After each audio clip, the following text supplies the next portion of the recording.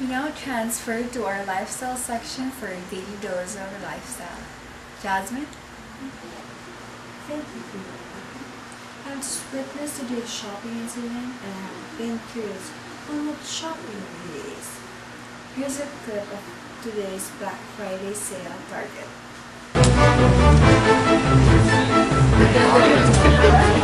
Is gonna be enough cards? Maybe. Baby sales 14, here we go, and then unlock the door. What is shopping?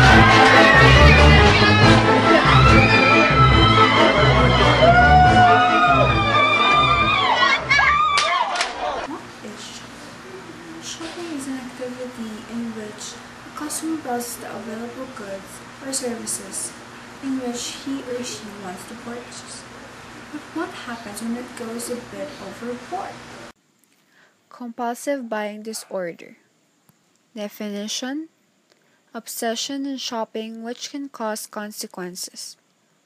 Shopping for things not needed. The person affected finds it hard to resist to purchase things he or she doesn't need.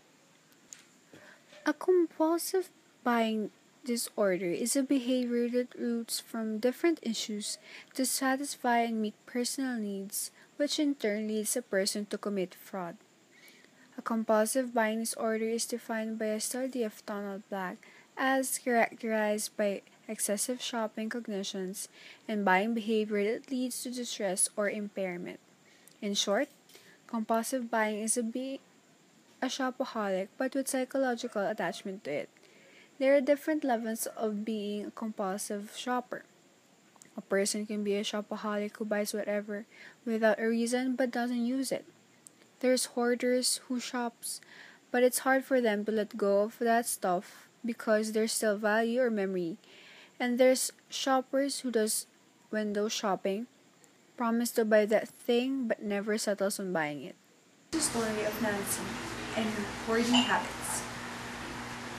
My friend Nancy is a pathological hoarder. Outside things look normal. Inside things look like a different planet. I have a hard time throwing anything out because of some attachment I have to it. They might need this for something. This is a good container. The piles and piles of junk make it uninhabitable for any human being. The environment in which they live is intolerable. This is the dining room that we last ate in 2 Christmases ago. It doesn't feel like a normal home. My house is a pigsty. I don't know what a lot of this stuff is. My oldest daughter has tried several times to help me clean them. I start getting upset if she's throwing too much away. I just get really stressed out. It smells like animals and trash. Currently, my boyfriend Bob and I have a condo full of items and a $350,000 house that is just packed. The house is 3,000 square feet. We never moved into the house because it's the same as our condo in that it's overstuffed with material. I worry about my brother and my sister a lot. They don't really know anything else besides a messy house. The living room in my house is more of my brother and my sister's room. One sleeps on this side and the other sleeps on that side. I sleep down here because there's only a certain amount of rooms. And my sister's room is really messy. These levels of being a shopaholic gives a person exhilaration that makes it hard for the person to keep away from shopping.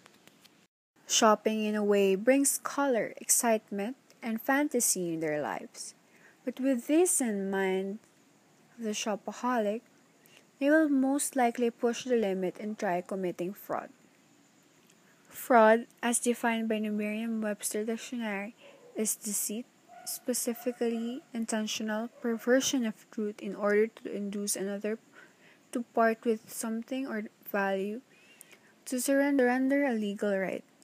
Compulsive buyers are prone to committing fraud through lying, shoplifting, using others' credit card, or etc.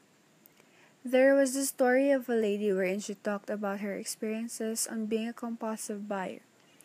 She talked of the experience of shopping as a short relief to the emptiness she felt. She got addicted to it, and this led her to doing fraud by maxing her credit card's limit, not paying her bills, and lying to her husband about it. I'm ashamed.